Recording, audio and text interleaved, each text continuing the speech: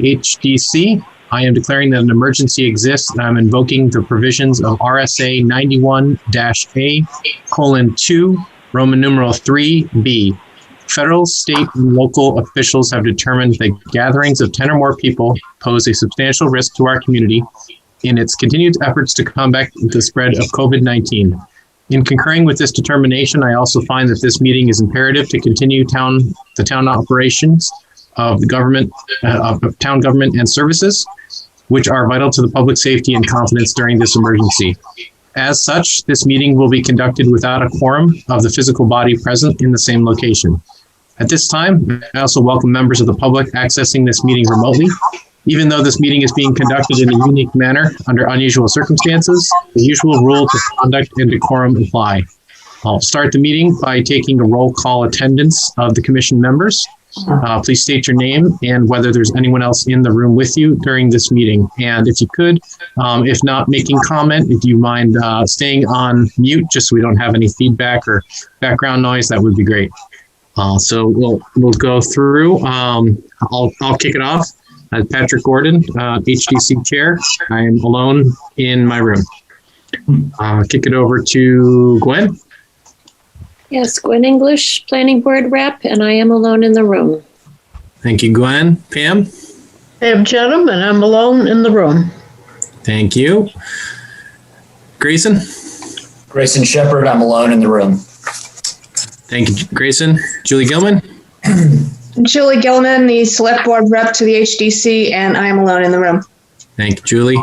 And Curtis? Curtis Boyven, Vice Chair, alone in the room. Thank you. And Doug? Doug McCallum, board member, not... I'm here alone in my work from home office. Okay, great. Thank you. We also have our other Doug, Doug Eastman, building inspector for the town, with us as well tonight. So thanks, Doug, for joining us, and we'll get to your comments a little bit later in the agenda under other business. So to kick things off, under new business and public hearings, we have the application of East Coast Enterprise LLC for changes to the existing structure located at 110 High Street. The changes include the installation of a colonial cedar fence and review of replacement windows.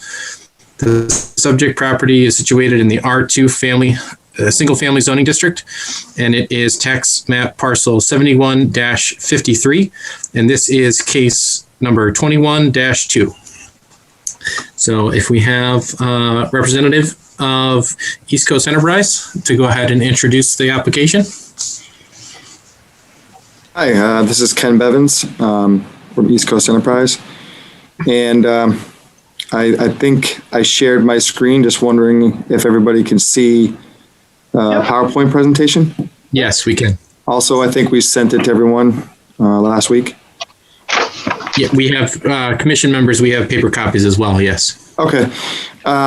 So yeah, I just wanted to review where we're at with the windows and some fencing that we'd like to go around the property with.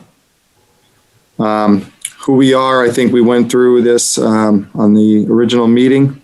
Myself and John Darmody are the owners of East Coast. And we want to review the project to date, fence approval submission, and then the bay window original windows. So we'll start with the fencing. So we want to erect a 6-foot fence, cedar fence, on either side of the home, out to the property line or the walkway, I guess you'd say, and then erect a 4-foot black chain link fence to the rear of the property. So this slide here on the left, you'll see the cedar fence that we're looking at, 6 foot high, and then the black chain link in the back of the property. Reason we want to do this, this property is pretty close to another, I would say, doctor's office, and the driveways are pretty much touching, running together. It's hard to depict where the boundary line is. So as far as it being a residence, we'd really like to separate it with a nice looking fence between the two properties. chain link fence also separates the back of the property from similar situation. There's parking lots in the back for the hospitals. It's a plan view, a little bit difficult to see, but you've got if you can see my cursor or my mouse, you got the main house, the L, and then the barn. The red solid line is the cedar fencing, and it goes to the back of the barn on both sides. And then you have the black chain link that would go around the rest of the property.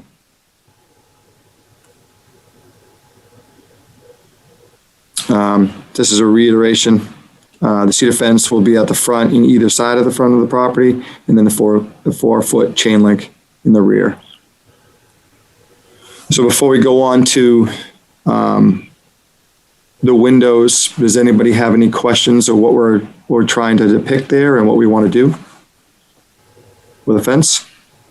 I'll go ahead and open it up to our commission members. Gwen, do you have any questions or comments about the fence proposal?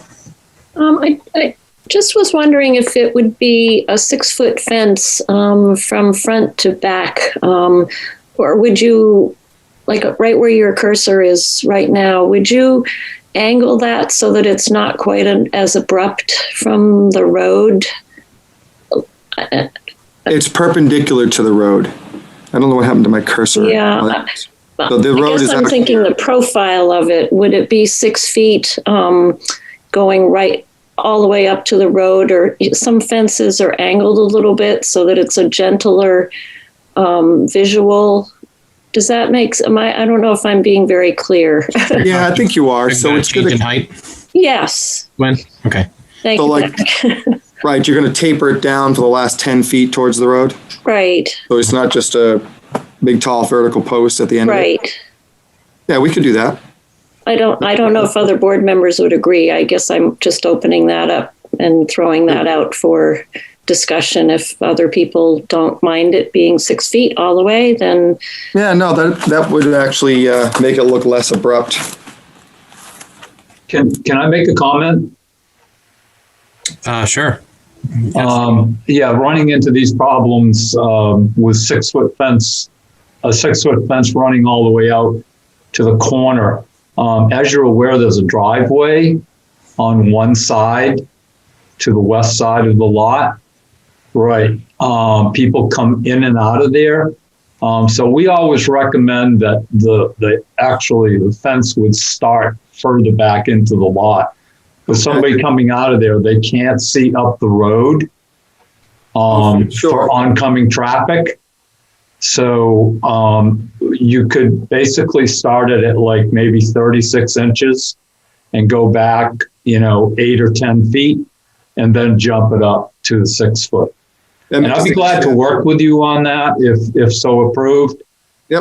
Just so it doesn't become a safety factor for the abutting property. Yeah, makes sense. We don't want anybody not to be able to see. Yeah, that's actually in our zoning ordinance as well. So. Yep. Thank you very much. No problem. Great. Thanks, Doug, for those comments. Pam, any questions? No, that's very clear. Okay. Doug? No, I was wondering if there were zoning rules about the front fence height, but I guess we have that covered. Yep. Okay, great. Julie? No, I have no questions. Those were going to be my same comments that Mr. Eastman pointed out. So I'm fine. Okay. Yeah, we'll follow the zoning. Thank you. Grayson? No, yeah, my question was going to be about the preference for shorter fencing in the front and side yard. So that's been resolved. Okay, great. Thank you. Curtis? No questions or comments. Okay, thank you. The only question I had was, it's not necessarily in our purview, but just more aesthetically, is it going to be just a natural finish? Is it going to be allowed to weather to gray, or is it going to be painted as a finish? Let it naturally. Okay. The cedar will gray out. Yep. Okay, great. All right. No other comments on that portion? If you'd like to go ahead and proceed with the rest of the application. All right, so I know we discussed windows the last time, the first meeting we had about keeping wood windows if we had to replace them. And so we're going to do that. We're going to replace a lot of the windows in the house. So we figured we'd just show you some of the windows that we picked. Actually already purchased these Geldwin wood windows. They're same 6/6 that you see in the house for most of the areas, most of the rooms in the house. They're wood grills, both sides. The outside will be painted. Inside will be painted too. There's another shot of the window. It's going to have the flat casing on it, just like the current house does. So when you look at all the windows around the house, they'll look very much like the original windows. They'll be wood and they'll be flat casings and painted. The issue we have is, well, I'll go over it. Our goal is stated in the scope of the work to keep the many original details of the property as possible. The two front windows, and one of them, this was discussed last time to get rid of the bay window. They are very unique 8/8, and we cannot find any replacement windows that are similar to those windows. They can be saved. They're not two windows that need to be replaced. So we're asking to keep the original windows on the house, and keep the bay window, because the problem with that bay window, you think, well, maybe I could take the center section out, make it its own frame, and put it in the house. It's not exactly the same.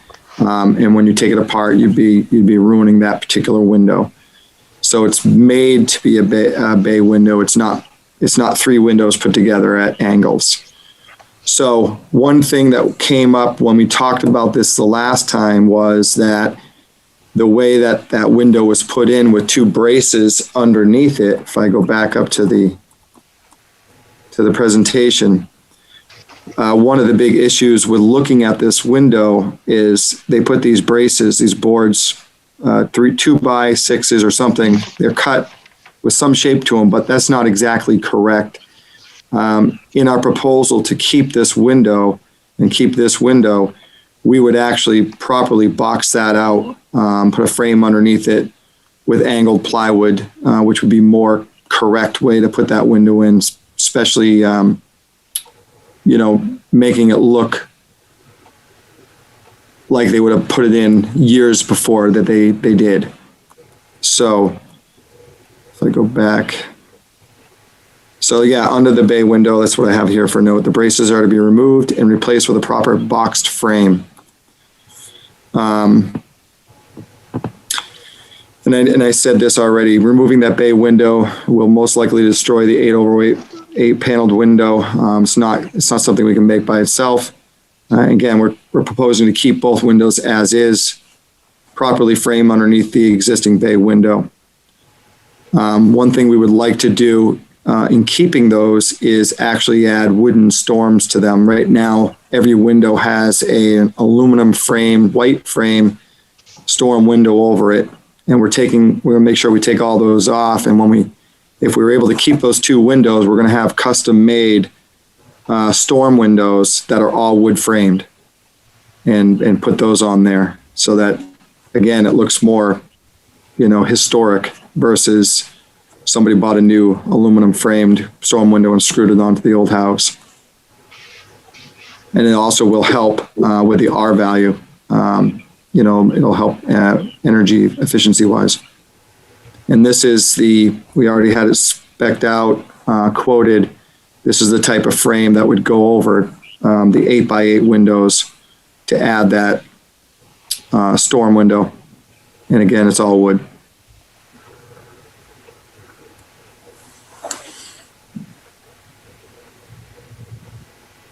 All right. Is that going to open it up for questions and comments to the commission? I guess I'll start off with a few questions just about the windows. The existing 8/8 windows that you have there now, those are authentic divided light meaning individual panes of glass in each of the 8 lights? Okay. Yeah. And the existing muttons that are there now, are they approximately the 5/8 that you're proposing for the Geldwin? Yep. Yeah, okay. One recommendation that I would have, just talking about painting these windows, you might want to get them pre-primed. That tends to get all the nooks and crannies before they get assembled. That really helps the windows last, especially as wood. Yeah, we agree. We ordered them that way, definitely. Gotcha. Okay. Yep. And then a question about underneath the bay window. You're talking about a boxed frame. So I'm asking. It's tapered as it goes into the lower part of the house. Okay. Can we assume, just for the conceptual idea of what the aesthetics will be, that those angled braces that are there now, assume that that's just clad with wood on that side and the 2 edges, the mitered edges? Okay. Will you have any other architectural detail, or you're thinking just a plywood painted box under there? Yeah, it'll be a painted wood box under there. Okay. Yep. No more. The house is flat cased. It doesn't have a lot of Victorian ornate millwork on the outside of it, so we would keep it simple. Okay. I think I'd caution to add a little bit of trim detail, maybe boxing those out in some way. I think that if it just appears as just mitered plywood under there painted, that it's going to look it's going to look unfinished, and it's not necessarily as if it was part of an original design. Maybe not as heavy as the 4-inch flat casing around the windows, but something that is more boxed, that looks more in keeping with the rest of the. Okay, so we can add some trim on the profile of it. Yeah. Yep. Okay. Okay, I'll open it up to other commission members. Gwen, any questions, comments? I don't have any questions at the moment. Thank you. Okay. Curtis? Is this a clad window, or is this an all wood window? Because the presentation slide said clad. They are all wood windows. Okay. Yeah, I think that clad comment was pertaining to the trim, or that was a as an option for an exterior finish. But you're proposing wood throughout, correct? Yep. Okay. And Great, I believe in our previous Grace? comments, we had suggested that perhaps the front windows, to eliminate the bay window. I mean, we don't have a purview over the exact date that you're supposed to restore something to, but the bay window is not being original to the house. We thought that perhaps that the 2 front windows could be replaced with a similar same size window as a flat window on the wall. Right. And I guess you guys are just going to preserve those windows and put a storm window over it. Yep. Okay. Thank you. Yep. I think the original rebuttal to that was just reducing the amount of daylight coming in there. If the bay was removed and that window was replicated on the other side of the doorway, then you'd lose a lot of daylight, existing daylight. Yes. Are you asking? I believe it was just a suggestion, not there was nothing to actually say keep it. Yeah, and we did agree to go investigate that and look at doing that. So here we are. Okay. Julie, go ahead. I would also like to say thank you very much Any for comments. I'd like to thank you for the wood storm windows. This is the first time I've been happy to see someone do their storm windows with wood. It makes a big difference. And I appreciate the work that you're doing there. And it's really important to me that you're repairing and restoring rather than replacing. So thank you. Thank you.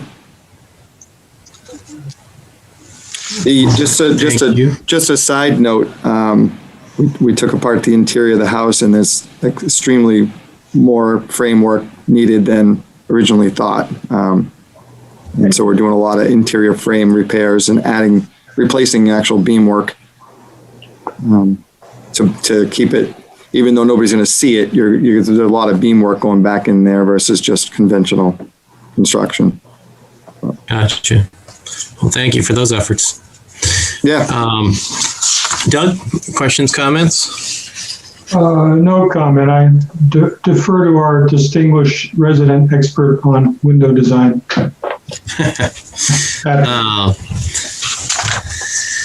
Thanks, Doug. Doing down the line. Gwen, did I already ask you? You did. I'm all set. Thank you. All right, great. Thank you. Pam? No, I have nothing to add. And again, thank you for all your work. I'm glad you're trying to save that 8/8. Okay, great. Thank you. Yeah, it's different. I've seen a lot of older houses and live in one myself, and don't have any of those.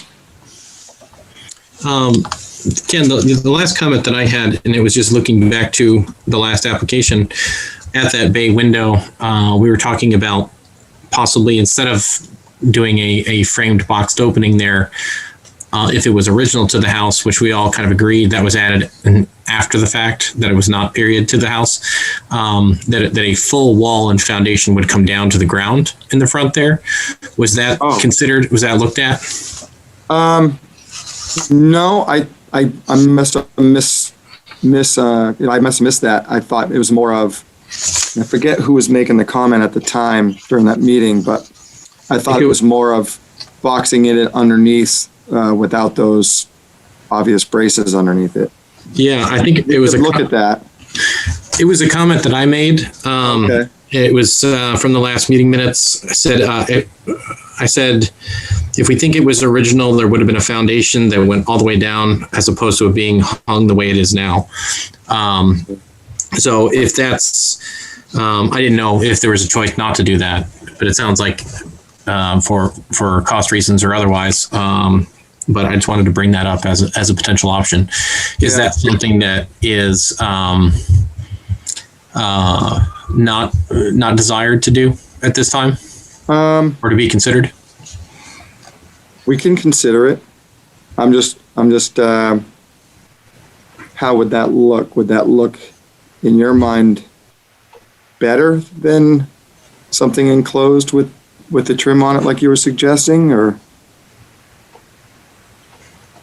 From a personal perspective, if it was just an extrusion of that bay window down to where the foundation line is now, and had a similar, type of foundation underneath it that kind of boxed it out, and those were paneled underneath the windows, that would be more appropriate with the original period and style. Okay. The fact that this was an add-on, and this is a hung bay window, it's not original to the original house. So, or it's not the construction and the way that its current appearance is not doing justice to the rest of the structure. So I'll leave that just as a potential discussion point for commission members, and they can kind of weigh in on their preferences and what they think might be either a compromise by boxing out the bottom, or if we truly do desire to bring that down as a panel. One thing we could do, so we don't have to dig it up and try to put a foundation just for the window, we could box it straight down to the bottom, like where a storm board would be at the bottom, just to change the look and not have it tapered. Yes. Compromise. Well, Yep. It would give you an opportunity of having a window seat, which would actually give you a more of a sense of space in that room. And I think that you'd have to weigh the cost versus the, what do they call it, the curb appeal? Yeah. I think it would be a nice place for a cat to sleep. Right. Yeah, and it is, because, like you said, lets a lot of light in the way it is, and those rooms are small as it is, so it does make it feel bigger in there. In terms of putting a full 4-foot foundation there, you're not burying that window. You're not burying that assembly on that foundation. It's more aesthetic than anything. So it's not it's not something that would need to be a really deep foundation or excavation to hold that element structurally. It's more aesthetic. Okay. Personally, I don't see the need to do that. It's replicating a history that's not there. If this was period to the house, I mean, this bay window could be 1920s, could be 1950s, but I don't see a reason to make it look 1800s. I just don't. I'm not a proponent of trying to replicate history. I would try to do something that's period correct. And if this house had additions that are period correct to the time that was added on to, that goes back to my earlier comment that I'm not trying to restore a house to a period. I'm just trying to make a house look correct. Right. And Curtis, in your opinion, if that was bottom was boxed out and tapered back to the house, do you think that final element on the house does justice to the whole composition? Well, that style of boxing out a window with the tapered back to the house was correct for different houses, which would have been built at the time, but not of this simple kind of house. I mean, this is much more farmhouse, simple construction, wouldn't have had those kind of details to it. But as the addition of the bay window went on, that was certainly an option when they put that on, whether to have brackets or taper it back to the house. So that's why I was saying that the tapering back to the house kind of went with the period of the bay window and not necessarily the period of the origin of the house. Right. Understand. Go ahead, Julie. I just want to be clear on the shape of that tapering back. That right now there are brackets at a certain angle that cast that shadow underneath, and if that would be the same angle that you'd be boxing that area in with. Similar, might be a little bit. It might go down further. Yeah. I think that those are pretty sharp. I mean, I might just go down to the bottom trim board.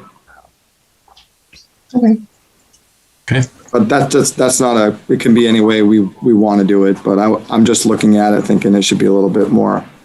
Yeah, I was just thinking that as a projection the way it is, and in the shape, the cast shadow right now really shows up what it might look like depending on the length or angle that you're putting there as far as from the front to the wall. So I guess what you're describing is pretty close to that. Right. So I don't see it as making that big a change, frankly. Okay. Great. So that was my last comment.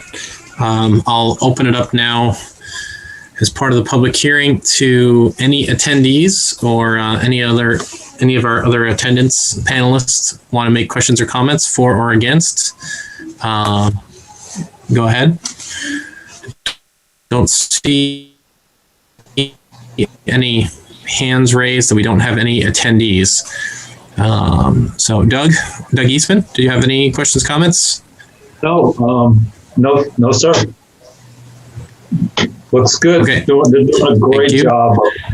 They've just replaced the roof. I wish we could see the building with a new roof on it because it looks really good. Very encouraging. I've been in discussion with the contractor, and all the permits are in place. So we've had some discussions about the interior stairs, and I guess we're going to just kind of stay with what's there. No, they're doing a great job. They're staying in close contact with us, and I appreciate that. Thank you very much, Ken. Thank you. Okay, great. Thank you. Doug's been great. Great. Thanks, Doug. Any other questions, comments needed, discussions needed from commission members before I call for a motion to accept the application? I'm under the opinion that we have enough information tonight to accept the application before we go in discussions for approval or denial. So if none, could can I please have a motion to accept the application? Move to accept the application. I'll second. Okay. Thank you, Pam. Thank you, Julie. All right, by roll call, we'll accept the application. Pam? Aye. Pam? All right. Aye. Julie? Yeah. Doug? Aye. Curtis? Aye. Grayson? Aye. I think my connection broke up there. Aye. All right, I'm going to assume that Gwen said aye. Yeah, my internet, but sorry, my internet connection is. aye. I apologize. My internet connection is a little unstable right now. All right. Any other discussion needed by commission members before I call for a motion for either approval of denial of the historic appropriateness of this application? All right. Hearing none, may I have a motion?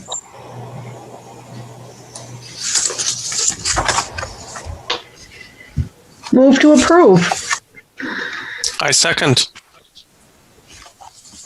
Mr. Chair, do we need to make any conditions as far as the you recommended trim on the box out underneath the bay window, and also the well, I guess the fencing is in our zoning ordinance anyway, so just needs to follow that. Yeah, what I have don't for think so. notes is I did take some notes about adding some flat trim to whatever we box in on that. Okay. Maybe not as wide as the windows, but we'll put something on it. Okay, yeah, that'd be great.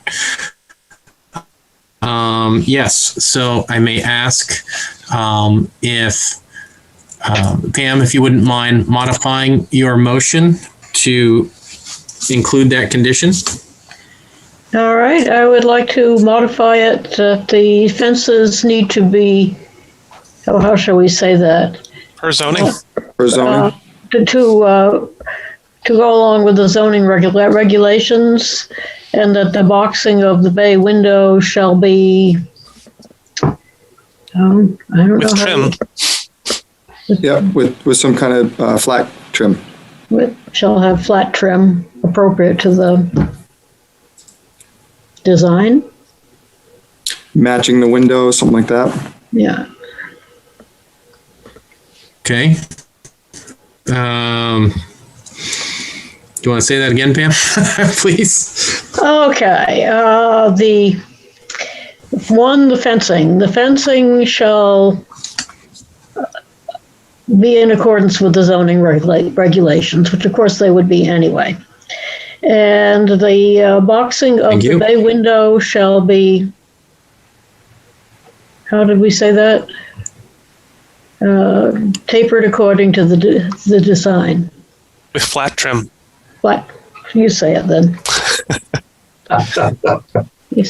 With flat trim.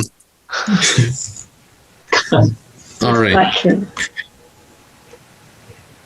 All right. Do we have a second of that motion? I'll second that. All right. Thank you, Curtis. By roll call, in favor of approving the application conditionally, including fencing to be per our zoning ordinance, and the tapered box out underneath the bay window to include flat trim appropriate to the building. All in favor, Pam? Aye. Julie? Aye. Curtis? Aye. Doug? Aye. Grayson?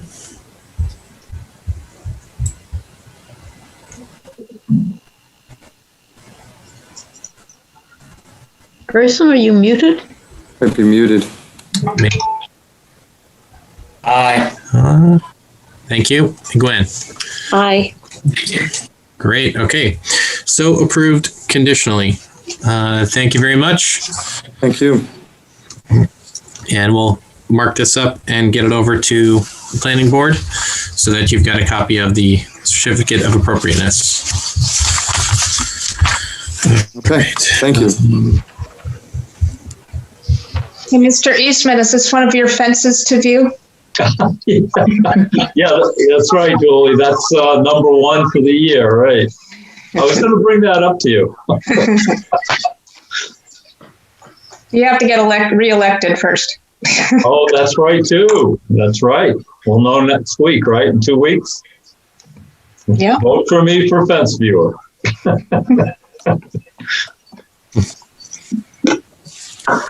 All right. Moving right along. Under other business, we have John Donegan from 12 Front Street, the Gardner House. This is case 20-2. This is a review of a previous case, and it is for a request for a 1-year extension from the HDC approval that is set to expire on 2/2021. Yes. All right. I think I'm going to sign off, and I just wanted to thank everybody for their time. Yes. Well, thank you for your time. Appreciate it. Thank you for Have a good night over there. Thank you. Thanks. Bye. Right, Mr. Donegan, are you available now? I think we've got you on mute right now. If you want to unmute yourself.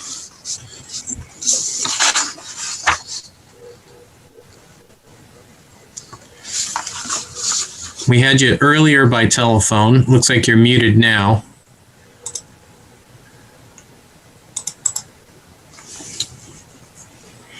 Do you know how to do it? Do you see that little red telephone in the lower left-hand corner where the circle with the telephone? There you go, I think. Yep.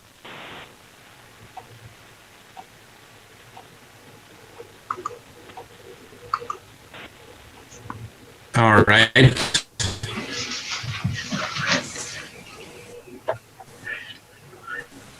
John, are you there?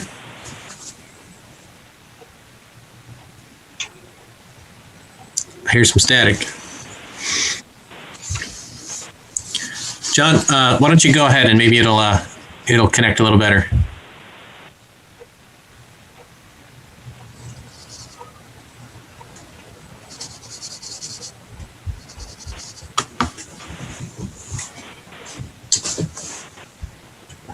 Okay, not hearing anything right now from John, but I guess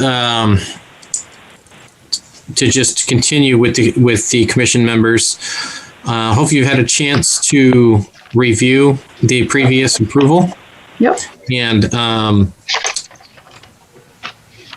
I believe that most of us that are on this board now were actually present during that application and the review of that application. So I'll open it up for any discussion needed or recommendations for or against the 1-year extension request. Julie, I know you were there. Go ahead if you have any questions, comments. No, I think Mr. Donigian's calling back in, or I hope he is. I don't have any further questions on this. This is just a renewal of our previous approval of approach. Hello.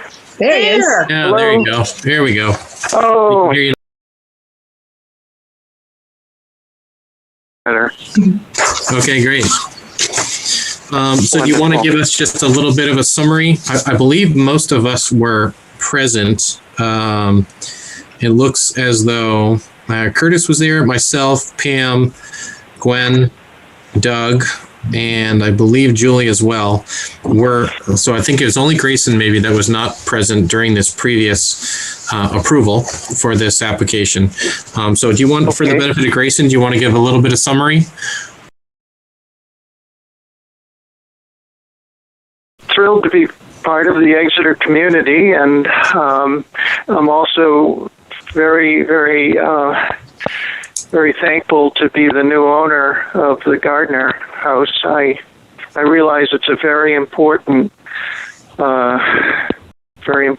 house to the Historic District. I've managed antique shows for 43 years, so I tend to gravitate towards the older things, and I intend to be very sensitive to the significance of this property, in the downtown area, and I look to reach out to many of you, and as frequently as necessary, to do everything I can to maintain it and restore it and keep it something that the town of Exeter can be very proud of. Great, thank you. So, yes. So I did purchase it on September 4th, and at the time I was told about your approval for the two-car garage, and at that time, given the oncoming winter and all, I thought it would be better to wait until the spring or summer. So that's why I'm requesting a 1-year extension of your approval. Immediately after purchasing the house, I did visit the Exeter Historical Society and obtained a lot of early pictures of the house and documents, and is very informative, and I hope to follow up on a lot of that information. I should also say that I was just recently elected the president of the Gardner House Condominium Association, which includes not only the Gardner House, but the 9 condo units behind the house. And I'm happy to say that several of the new owners have expressed a very strong interest in doing everything they can to preserve the look of the house, and we all seem to be kind of on the same page. So I'm very happy to report that, and so I would just kind of, as the president of the association, I would look forward to reaching out to not only the Exeter Historical Society, but the Historic District Commission over the slightest detail to make it appropriate going forward.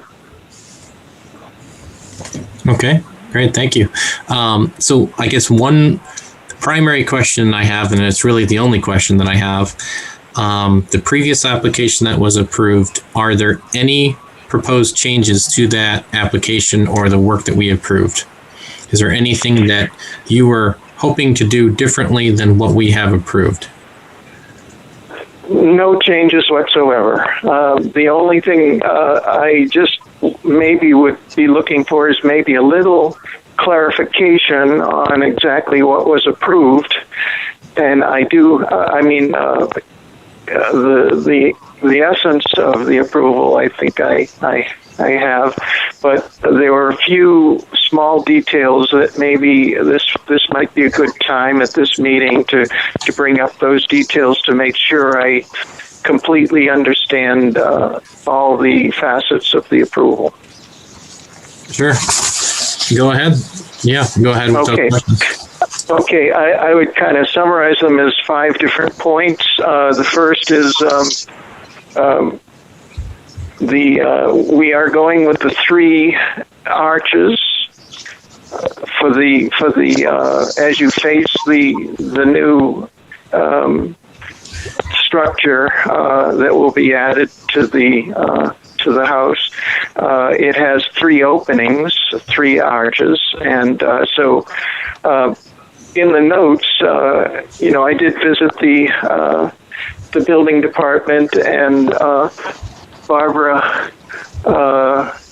McEvoy was helpful in showing me a lot of the file elements and everything. And in one of the pictures of the drawings, there were a few little changes kind of placed on the drawings. And so one of the sketches had some kind of, one of the arches looked like it was kind of touched up a little bit, but my assumption is that the 3 arches would remain, but the left arch will have a flush panel hidden door that matches the new garage door panels. So that was points 1 and 2, questions 1 and 2.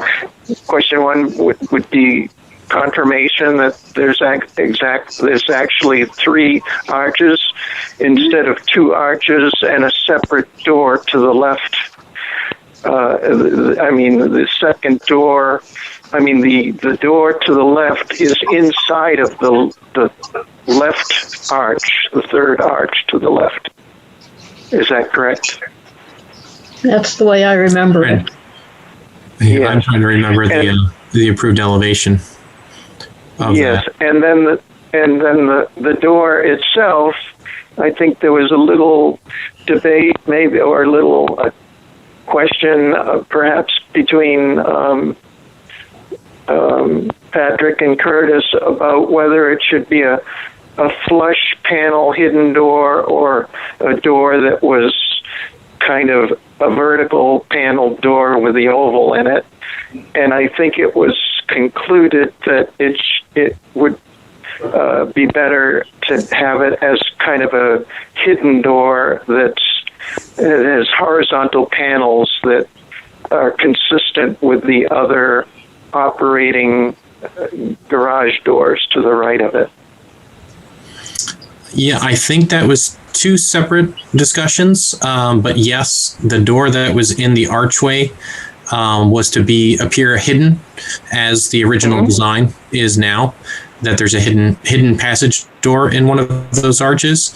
Right. The other door was the passage door on the rear elevation of that proposed, was to have a flush finish also, but it was to be, I believe, we deemed it should be vertical and not horizontal to match the garage doors.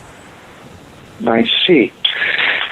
Okay, so the drawings I have shows the rear view of it has like the fan light at the top and 2 windows on the lower side, but it doesn't show an actual door there. Just the only door I see in the plans here was just the door within the arch. So if there was an additional door when you're facing the rear of the structure, I could certainly put a door there in place of the window, but I didn't see, I just saw 2 windows and a fan light up above. Okay. Mr. Chair, may I make a suggestion? Sure. We did previously approve this application, and I have no problem extending that approval, but it might be helpful for Mr. Dunnigan and ourselves to actually review the drawings, because I don't have them in front of me and they're on a different computer if I ever had them on a computer. And maybe that'll solve some of the questions that we have here. And since the work isn't going to start until the spring, there's some time to just be sure we're all clear. Sure. Yeah. I think that's a good suggestion. Would you mind? I agree. I don't have any reservation extending the approval. of the application. And if you do want to come back in March in terms of our next meeting for just clarification of that, when we can actually have some visuals in front of us, just to kind of talk through that. But for now, in terms of making a formal motion for the extension, I don't have any reservation doing that. I agree, Julie. I'd rather see that what was approved in front of me instead of trying to speculate. I think I'm actually thinking of two approvals ago of the door that I just mentioned on the rear elevation from Many Penny Murphy Architects. So I would agree with that. I think that's a good suggestion. Thank you. So anything that the district commission would like to see on this approval, I would certainly comply with. And for me, asking these questions, it's just looking for a little additional clarification. But I would say the main purpose of my request tonight would be to extend the approval for an additional year, and then whatever is necessary to make it work in the eyes of the historic district commission, I would certainly be willing to go along with. Okay. Yeah, I think that'd be great. So with that said, may I have a motion to extend the application for another year? I move to extend the application for one more year. Second. Mr. Chair, may I ask for an amendment to that motion to be clear that it's application number 2002? Yes, thank you. I was going to say the same thing. Curtis, do you mind amending just to include Yes, I amend that case number? to approve the extension, a 1-year extension for case number 20-2 for 12 Front Street, Gardner House. Great, thank you. Second? Second. Thank you, Pam. All right, all in favor by roll call. Doug? Aye. Pam? Aye. Julie? Aye. Curtis? Aye. Gwen? Aye. Grayson? Aye. All right, the ayes have it. So approved for the request for the 1-year extension, and all requests from Barbara, if we can have the documents from that original approval put in our packets for next month, so we all have those papers in front of us, and perhaps we can get them digitally scanned as well and bring them up on the screen during the virtual meeting, just so everyone's on the same page. But thank you very much for coming in, and thank you for your purchase of the 12 Front Street home, the Gardner House, and we look forward to working with you. And thank you for the plug for the Historical Society. We appreciate that. Thank you. It's my pleasure. I look forward to working with all of you in the future, and I appreciate your time tonight. All right, thank you very much. Good night. All right, moving on to other business. We have a work session with our resident building inspector, Doug Eastman. So Doug, do you want to take it away and be easy on us?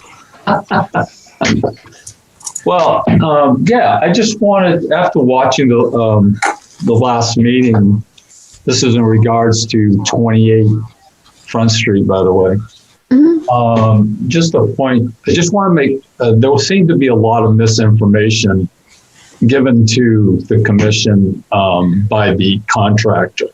And I just we sat down today with the staff and kind of wrote some bullet points down about how this whole thing went down. I can tell you sincerely that if I had known that that building was going to receive a vinyl siding, I would have not even entertained it. That I know how the board makes decisions, and I know we don't allow vinyl, and I would have told them right up front. Part of that was that morning, there was a lot of, because the day before, this was back in October when this transpired. And that Tuesday morning, because I think the day before was a holiday, I think it was Columbus Day. So when we got in the morning, there was a lot of phone calls, emails, stuff like that. I'm not making excuses. I should have reviewed the permit application a lot better. I did miss it. That on the application that Mr. Lang filled out, which was on Tuesday morning, and we processed it. There were people standing out here, and I processed it. He has always been a good contractor, someone you can trust. He knows the historic district. So on the permit application, there was a question about, is the property in the historic district overlay? He checks unsure. Underneath that, it says, please request an appointment with the building inspector, or if you check yes or unsure. He never discussed anything with me. Okay, so we were made aware that there was some shingling going on Front Street. So I immediately that afternoon went out, and I'm looking for someone shingling a roof. There was a resident had come in and said they were shingling a building on Front Street. So I'm out there and I'm trying to look for people shingling a roof. Didn't see anything. It was the end of the day. I came back that morning. I went back out again and noticed that there was the siding, the vinyl siding. What's the name of that stuff, Patrick? Cedar impressions. Thank you. Cedar impressions going on the building at 28 Front Street. I immediately came back to the office, so the contractor was not there. They had done some work, and called them and said, I found the permit. The permit had not been issued yet. The permit, he never picked it up and never paid his fees. So he did not have a permit. But that being said, I called Bob. I said, hey, sorry about this, but you can't move forward. And I am highly recommending that you remove the amount of siding that you put on at this point. He agreed to do it. And I said, well, now you need to go to the HDC if you want to, in fact, move ahead with this. I can tell you right now, vinyl is not acceptable on any historic building in the town of Exeter. But if you want to proceed, he's telling me what a great product this is, it doesn't fail. It's not like the clapboard type of thing. I said, well, you're going to have to go to the HDC. It's going to be their decision. So, but right now, I'm recommending highly that you remove that product. And he had put on, I don't know, maybe 100 square feet of the siding at the time. And we talked after that, and he said, I think I'm taking the stuff back. The only thing they're not going to accept are probably a couple boxes of cuts. A cut is one of those pieces that he may have had to fit around the window or something like that. So he told me that they took everything back except for a couple of boxes of cuts. Now, I know in the minutes he told you a different story, that he wasn't allowed to take it back.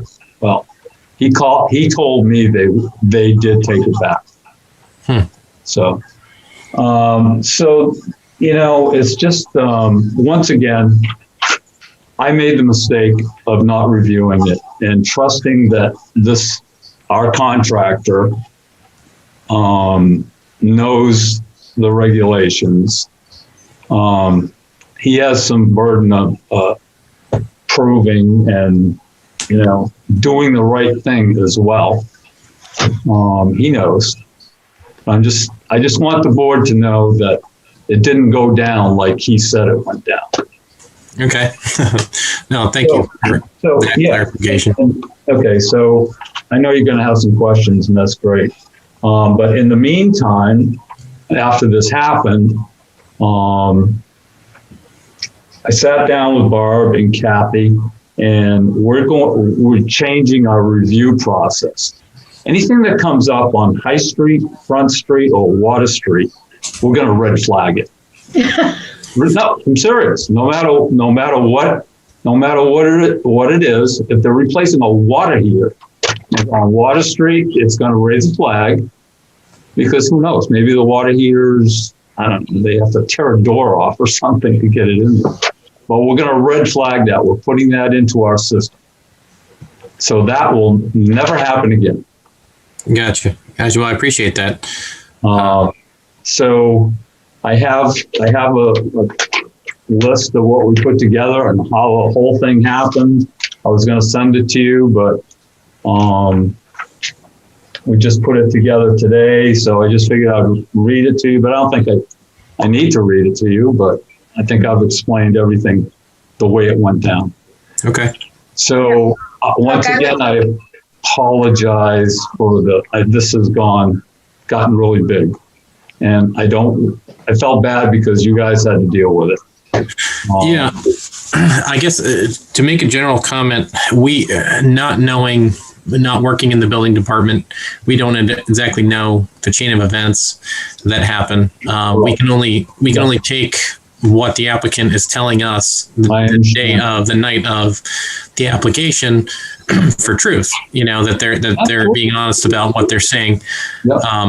And I think a lot of manufacturers nowadays are getting very creative in their naming of their products to make it sound like it's something it's not. I mean, Cedar Impressions siding does not sound like vinyl, So there's a little bit of, something to be said for miscommunication of intent or products. So I completely understand that. But I do appreciate you guys reviewing your review policy and processes. Absolutely. For that. I'm going to have a separate question in a second, but I think that Julie wanted to say something or ask a question. Yep. Go ahead, Julie. Thank you, Doug. That we were really unclear on how the whole process went, and as Patrick said, I know you were, and that's why I called Patrick after I saw the meeting, and I asked Patrick. I said, I need to go before the board and explain this. And like I say, I hastily approved it. My bad.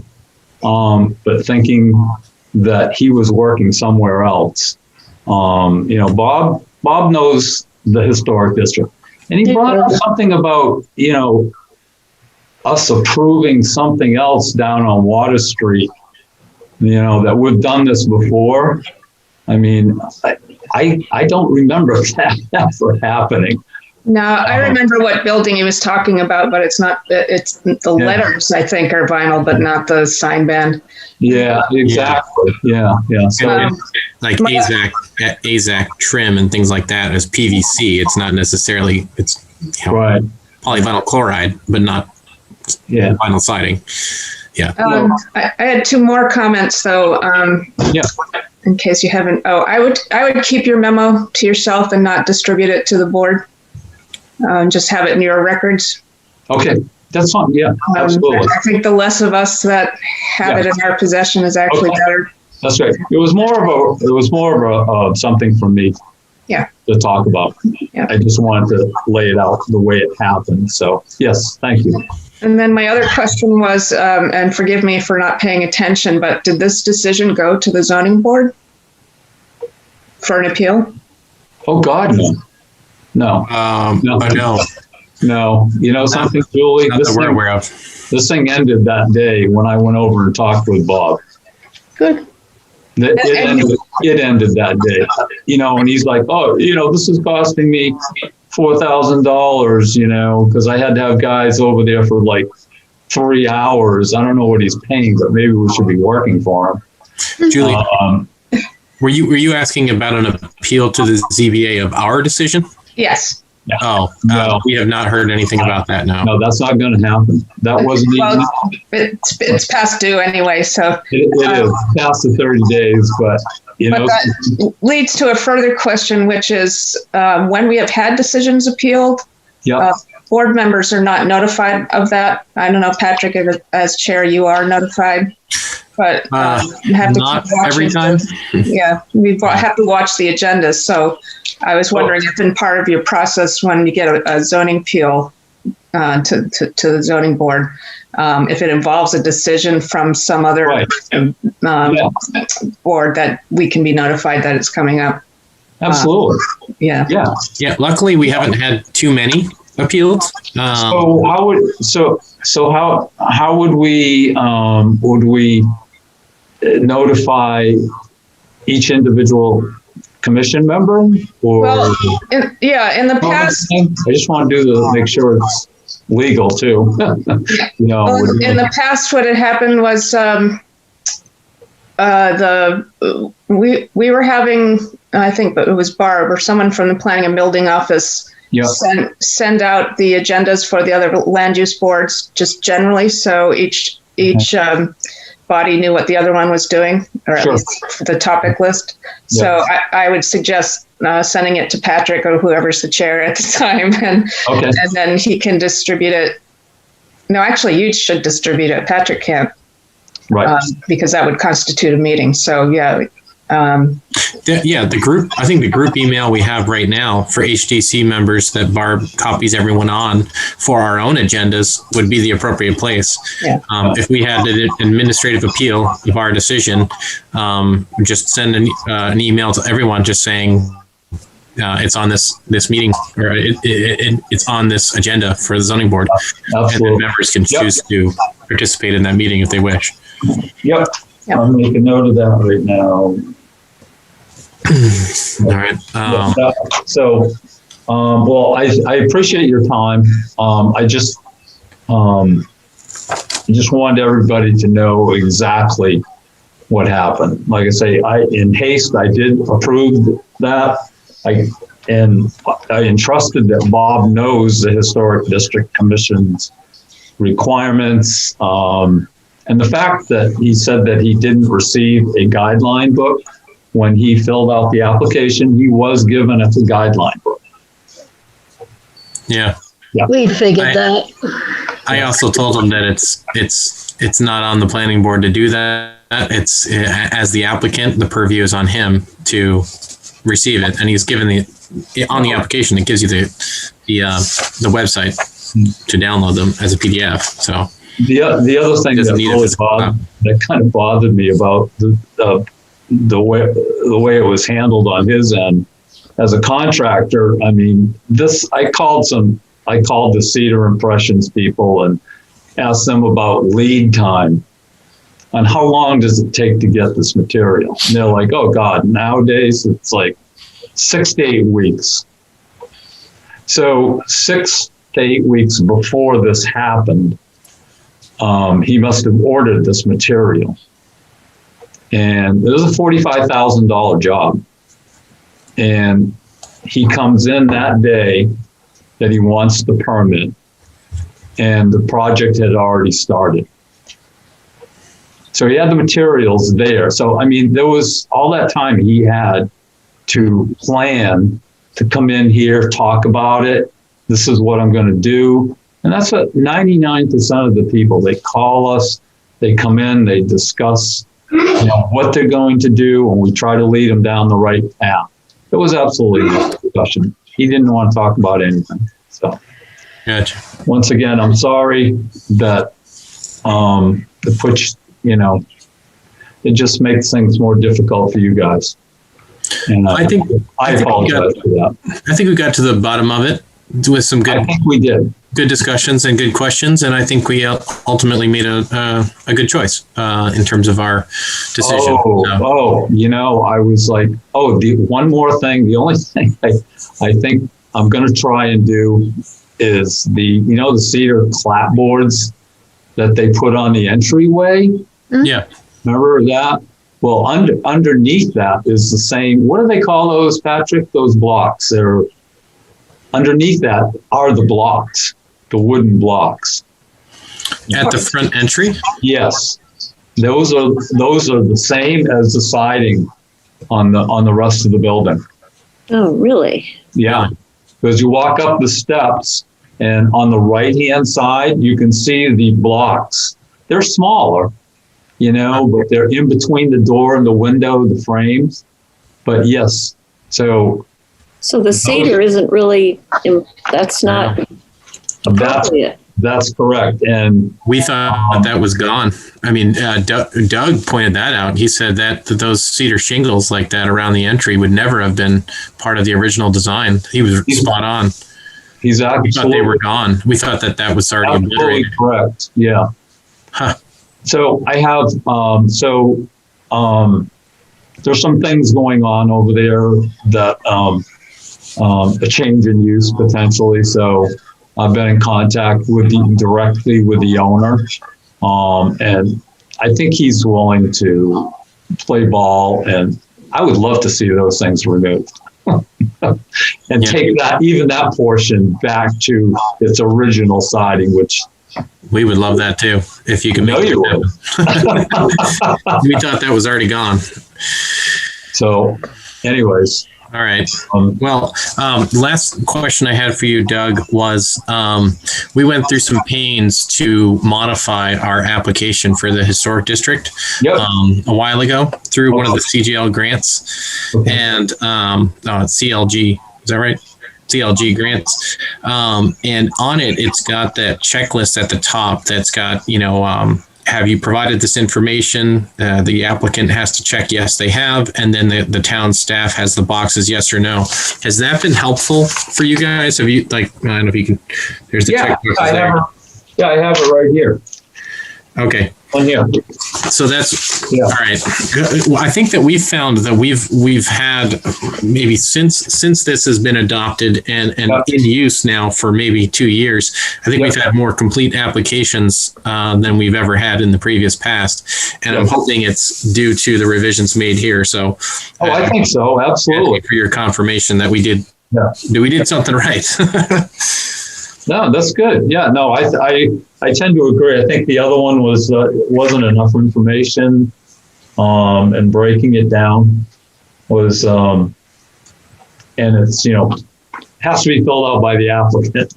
So right. Yeah. Is there anything that you see on our application that may need additional revisions to make your review process easier? Not really. I think things seem to be going okay. Once again, we're just going to do those flaggings. I think is going to be important, and okay.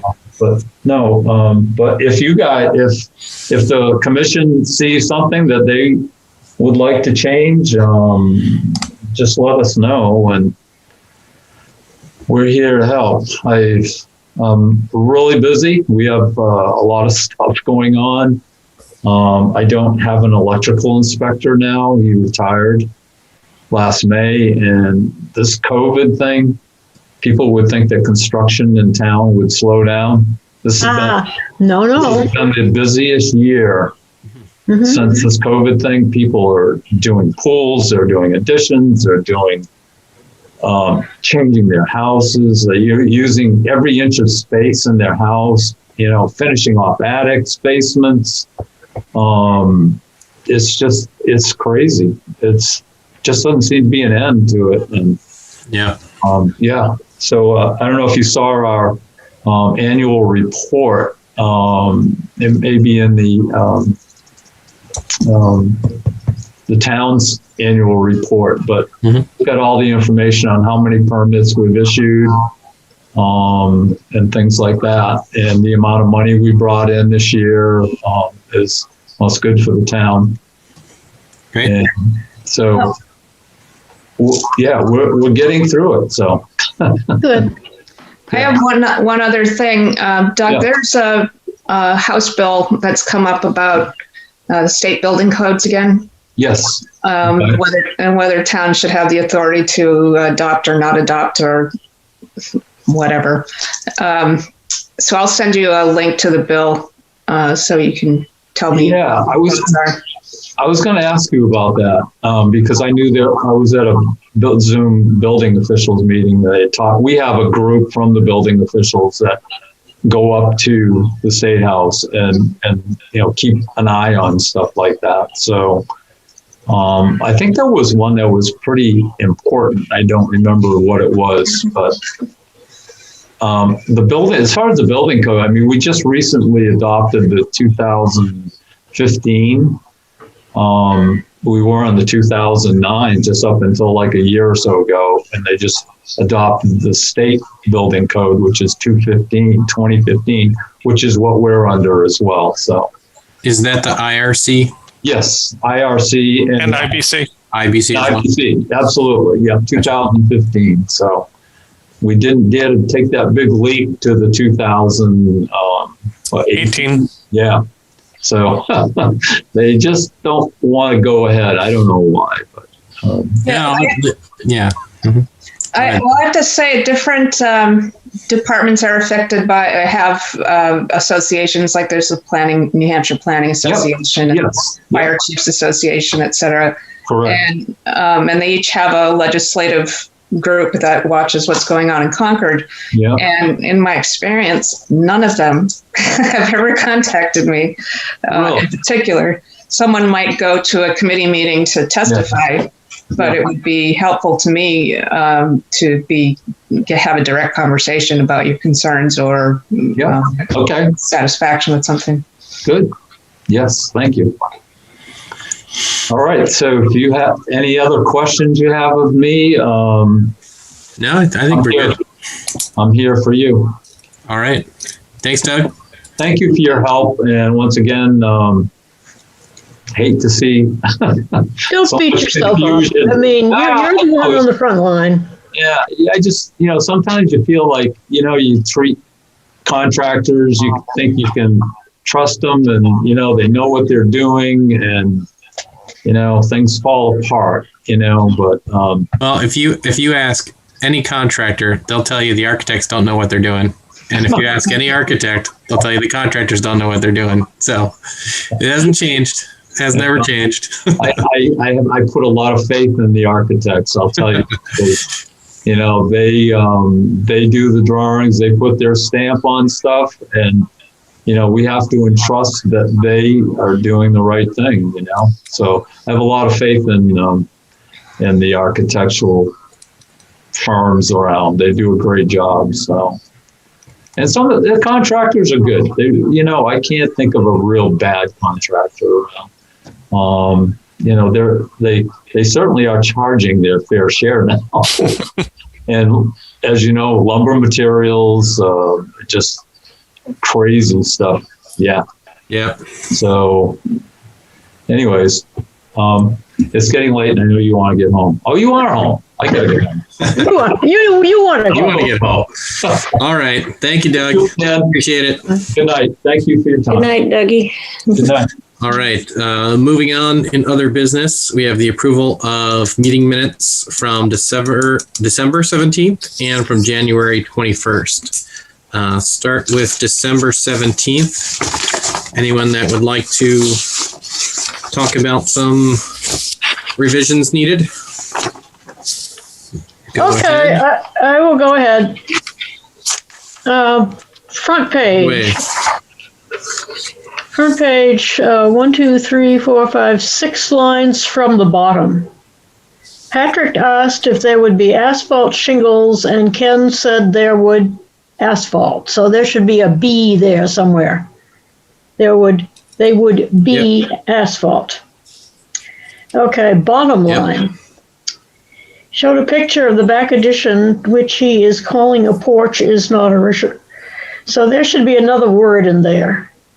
Is calling a porch and is not original. Or it is not original or something, Okay. And then if you turn the page over at the top of the next page, it takes away from the originality of the building and, for a better term, is stuck on. Just cross out that for a better term. It takes away from the originality of the building, and it is falling off, period.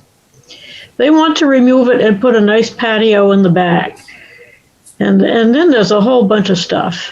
They want to put a nice patio in the back so they can sit and enjoy the backyard and just cross off the rest of it. Okay. Now, 1, 2, 3, 4, 5, 6 down, house steps. This is a mix match. I think you mean a mismash, MISMASH, of 3 different things. And then it's okay down to, let's see. Where was that one? Sorry. That is first paragraph on the second page. House steps with a colon. There is there is a mix match, which doesn't mean anything. I think it means a mishmash of 3 different things. Or you could just say there are 3 different things. Wood, brick, and cement. Yeah, how about that? Yeah.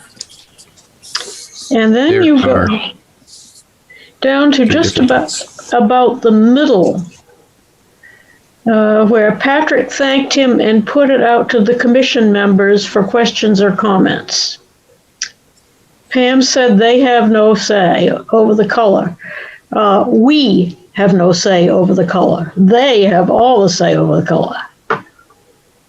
So Pam said that we, the commission, have no say over the color. Okay, then we go down to, let's see, second paragraph from the bottom. Julie said she would lose the bay window. And then Ken asked her if he thought this was something that was not, period. Julie said that was correct. Patrick said he thinks it was original. Patrick said that he thinks if it were original, okay, that would make sense. So change was to were and put in a comma. Okay.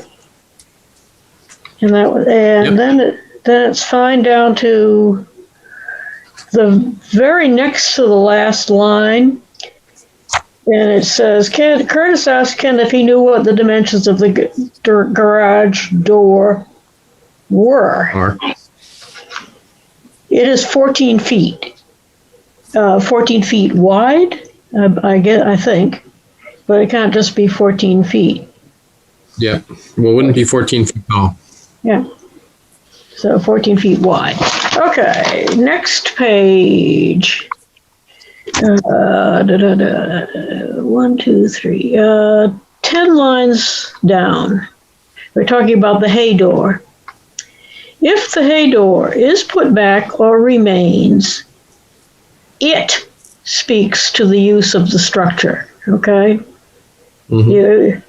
The hay door. You need a subject for that sentence. So if the hay door is put back or remains, it speaks to the use of the structure. All right. And then another 1, 2, 3, 4 or 5 more lines down. Julie thinks that would be appropriate because buildings change over time. She thinks they would need to keep it in a structurally sound way, not a structural sound way. And then almost 12 up from the bottom, we're talking about bricks breaking up.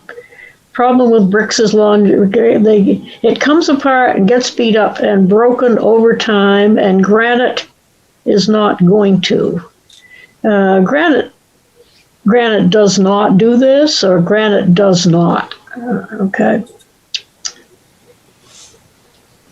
And then at the very, very end of this page, it gets really complicated. Ken plans on, and then you turn it over, turning the parking lot area into some kind of landscaping. Because there's a lot of extraneous words in there that don't make a whole lot of sense. And I would not even say maybe seed it and make it a yard. I would just leave it, turning the back area into some kind of landscaping. Period. Stop. And then it's good. And I don't really see anything. And then I have nothing else. All right. Okay. Any other commission members?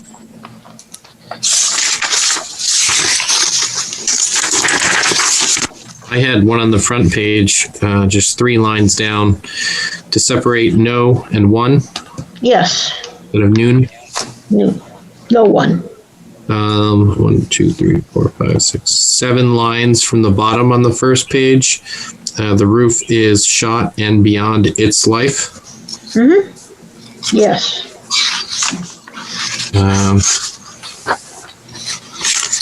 Anyone else have any other questions, comments? Can you remind me why can we not get the lines numbered? I don't think I've ever asked that question, but that would be extremely helpful. Yeah, I mean, you can if you're using Microsoft Word, which most people in the world use, there's an automatic numbering function that takes about 2 seconds. And it'll be a lot easier to find where I use Google. It's Google Word. It's not Micro, and it took me a while, but I have numbered them. I put in almost all of the corrections you sent me, and then I sent it to Barbara. So it should.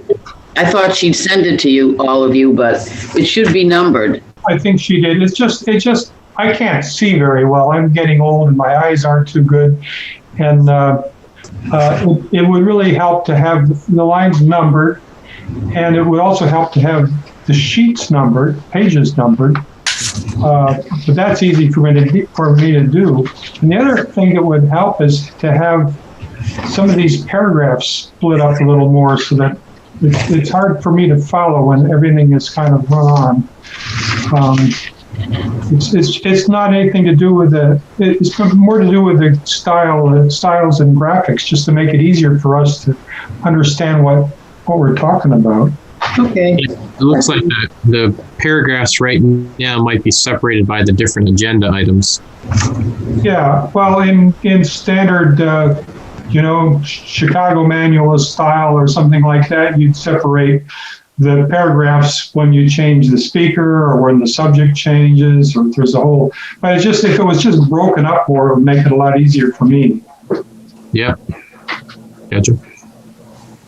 Elizabeth, is that something that we could do? Just maybe even put a subheading for the different agenda? Yep. And then have some separate paragraphs below? Yes, that should be fine. Great. All right, if there isn't any other revisions requested, then I'd like to call for a motion to approve the draft meeting minutes as corrected. I think, Julie, were you on mute? I think you so moved. I saw your lips move. There she is. She muted again. I know. I should know by now. It's been my year, right? I move to approve the Heritage District Commission meeting minutes of December 17th, 2020 as amended. All right, thank you. I will second that. You can't say that. We're not on the Heritage Commission. Huh? You said Heritage Commission. Oh, I'm sorry. Okay. Wrong meeting. I'll retract my second. Okay, I will amend my motion to change Heritage Commission to Historic District Commission. It's a good thing Doug Eastman didn't say that. He thinks we don't make any mistakes. Okay. Right. Well, she just got the Heritage Commission meetings today. They just came out. That's why it's on your mind. Yeah. Gwen, do you have a second for that? I have a second for that. All right, thank you, Gwen. All in favor by roll call. Doug? Aye. Pam? Aye. Julie? Aye. Curtis? Aye. Gwen? Aye. And Grayson? Aye. All right, thank you. Moving on to January 21st, 2021, draft minutes.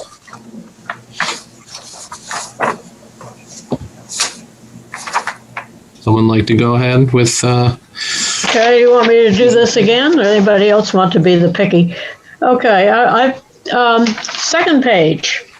First page is fine. Second paragraph of second page. And we're talking about the cedar shakes around the door back on Front Street. All right. And I have to say, Doug nailed that. He did. Doug is the one that those never would have been original to the original design of the house, and now we find out that they were there the whole time. Oh man, that's frustrating.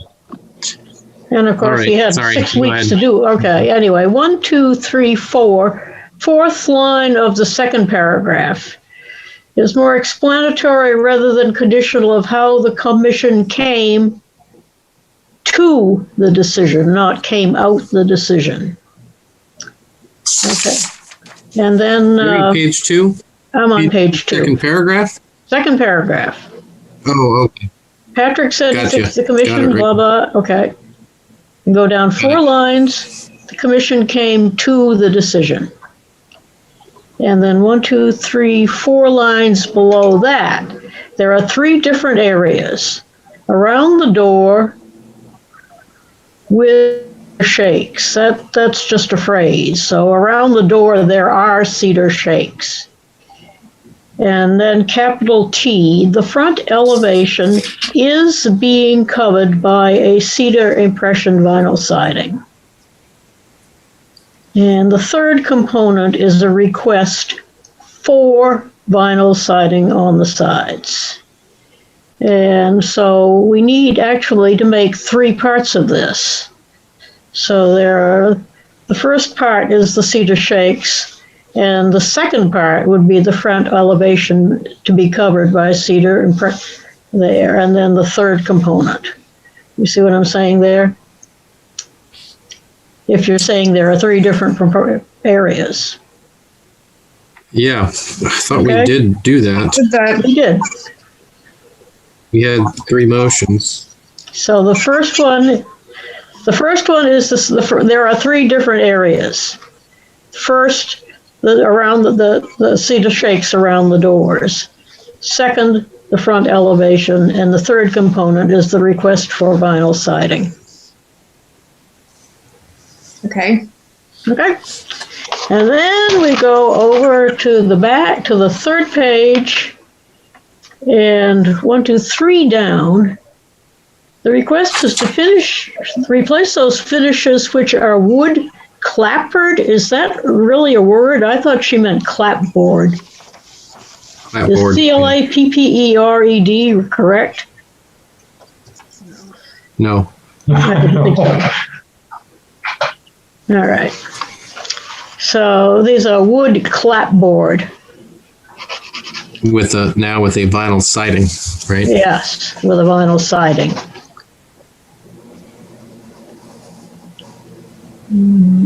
Okay. Okay. I have one small one. Mm-hmm. 4 sentences from page 2, 4 lines up from the bottom is the word facet, and it should be facade. Oh. FACADE. Mm-hmm.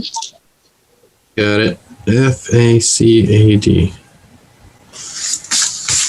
Well, you're on. I thought that was pronounced facade.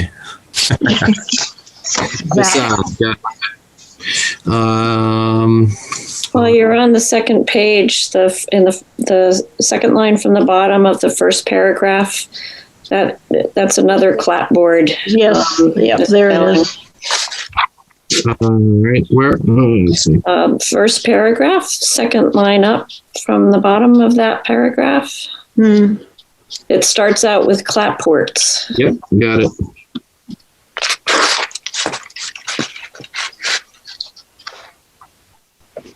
All right. And Mr. Chair, I have a question on the second page at the bottom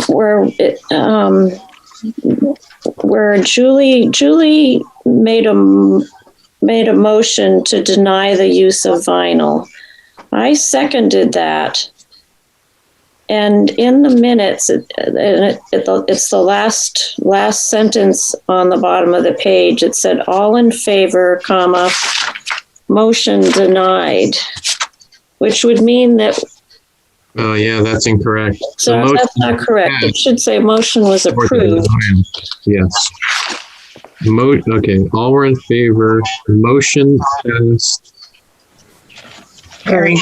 for denial. Right.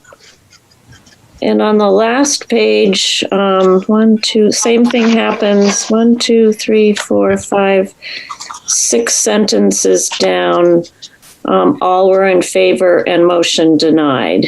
So that the denied should also be changed to approved. Yeah, you're right. Oh, I would actually change these to unless you change all in favor, the motion carried. Yeah. Okay. Motion carried. Okay. Yeah, it's kind of All in confusing to say favor. deny because you're approving the denial. Right. Yeah. Carried. Right. Got it. All right. Where was that one on the back page? Let's see. Yeah, I think it was 2, 4, 6 lines down. All were in favor. 2, 3, 4, 5 lines down, close. Yep. All were in favor. The motion carried. Yep. Okay.